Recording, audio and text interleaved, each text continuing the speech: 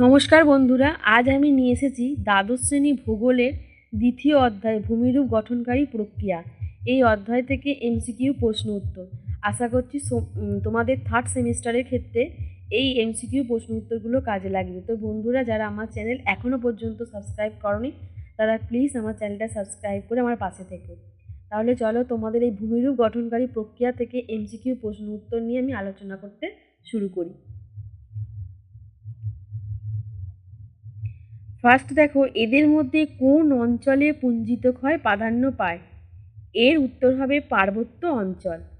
Next দেখো, সংহত অপচয় যে ভূমিরূপ প্রক্রিয়াকে বলা হয় তার নাম হলো পুঞ্জিত ক্ষয়।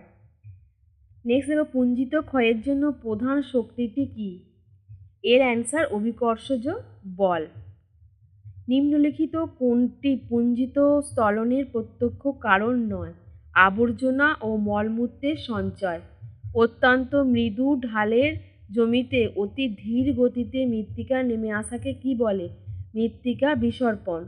মৃদু ঢাল, চ্যুতি ও ফাটল যুক্ত ভূমিভাগের উপর দিয়ে আবহাওয়া প্রাপ্ত শিলাচূর্ণ অতি ধীর গতিতে নামতে থাকলে তাকে কি বলে? তাকে বলে শিলা বিসর্পণ। মৃদু ঢাল, চ্যুতি ও ফাটল যুক্ত ভূমিভাগের উপর দিয়ে আবহাওয়া প্রাপ্ত শিলাচূর্ণ অতি ধীর গতিতে নামতে থাকলে তাকে কি বলে? তাকে বলে শিলা বিসর্পণ। জিহ্বার ন্যায় আকৃতি সুউচ্চ পর্বতগাত্র থেকে শিলাচূর্ণে ধীরে ধীরে নেমে আসাকে কি বলে? শিলা হিম বিসর্পণ। উচ্চ অক্ষাংশে জলসম্পৃক্ত অবস্থায় সান্ধ্য তরলের ন্যায় অবক্ষয় ভূমিঢাল বরাবর প্রবাহিত হলে তাকে কি বলে? তাকে বলা হচ্ছে সলিফ্যাকশন। জলসম্পৃক্ত সূক্ষ্ম দানা মৃত্তিকার ঢালু জমির উপর দিয়ে নিচের দিকে প্রবাহিত হলে তাকে কি বলে?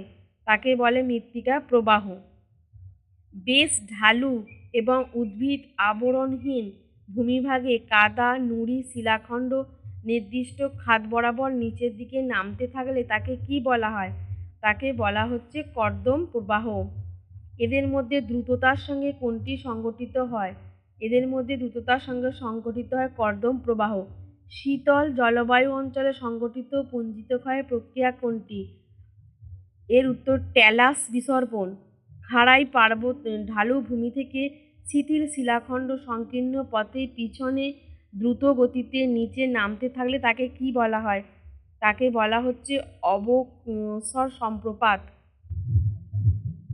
অসংবদ্ধ শিলাচূর্ণ মৃত্তিকা অত্যন্ত দ্রুত দিকে নিচের দিকে নামাতে কি বলা হয়? অবক্ষয় প্রপাত। কোনো খাড়া ঢাল থেকে সদা আলগা শিলার উপর মুক্তভাবে নিচের দিকে নেমে আসাকে কি বলা হয়? শিলার পাতন।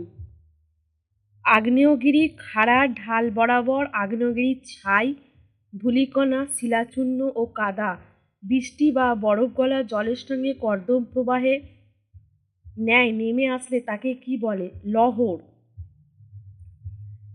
নেক্সট, কোনো প্রকার বাধা ছাড়াই সরাসরি শিলার পতনকে কি বলা হয়? অবনমন। পশ্চাৎ আবর্তন কোন প্রক্রিয়ায় দেখা যায়? স্ল্যাব। খাড়া পার্বত্য ঢালের চ্যুতি, ফাটল বা ত্বরায়ন তল বরাবর শিলা আলগা হয়ে অত্যন্ত দ্রুত বেগে নিচে অপসারিত হওয়াকে কি বলে? শিলা প্রবাহ।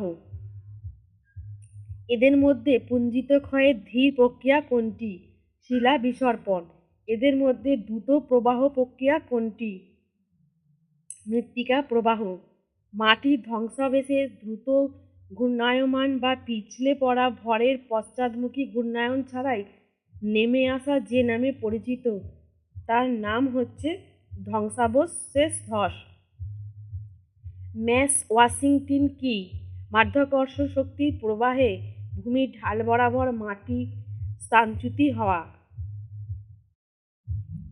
নিচের কোনটি ম্যাস ওয়াশিংটনের প্রধান কারণ? এটা হচ্ছে মাধ্যাকর্ষণ শক্তি। নিচের কোনটি ধীর শক্তি পুঞ্জিত ক্ষয়ের উদাহরণ? ভূমিধস। নিচের কোনটি ম্যাস ওয়াশিংটনের একটি প্রকারভেদ প্লাবন? ম্যাট ফ্লো সাধারণত কোথায় বেশি ঘটে? ম্যাটফ্লো সাধারণত পাহাড়ি ঢালে ভারী বৃষ্টিপাতের পর ঘটে। কোনো ভূখণ্ডের ঢাল যত বেশি খাড়া হয়, ম্যাসওয়াটিং তত বেশি হয়। ভূমিধসের সম্ভাবনা বাড়িয়ে দেয় কে? অতিরিক্ত বৃষ্টিপাত। নিচের কোনটি ম্যাসওয়াটিং প্রতিরোধের একটি উপায়? বৃক্ষরোপণ। রকফল কিভাবে ঘটে?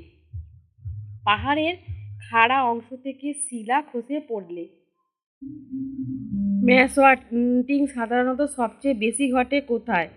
এটি সবথেকে বেশি ঘটে ঢালু এলাকায়। ভূমিধসের অন্যতম কারণ কি? ভূমিধসের অন্যতম কারণ হলো ভূমিকম্প ও অতিবৃষ্টি। ভূমিধসের ঝুঁকি কমানোর জন্য কোন ব্যবস্থা গ্রহণ করা উচিত? সঠিক নিষ্কাশন ব্যবস্থা গড়ে তোলা। কোনো এলাকায় ভূমিধসের আশঙ্কা থাকলে কি করতে হবে? দ্রুত সেই এলাকা ত্যাগ করতে হবে। ড্রেভিস ফ্লো সাধারণত কী কারণে ঘটে? ভারী বৃষ্টিপাত ও জলের অতিরিক্ত চাপের কারণে ঘটে। কোনটি ভূমিধসের লক্ষণ হতে পারে? অপশন এ, ভূমির উপর ফাটল সৃষ্টি। নিচের কোনটি দ্রুত গতির ম্যাসওয়াটিংয়ের উদাহরণ? এর উত্তর অপশন সি, লাহোর। তাহলে বন্ধুরা, আজকে এই পর্যন্তই। আবার তোমার সাথে দেখা হবে পরবর্তী বিষয় নিয়ে। ধন্যবাদ।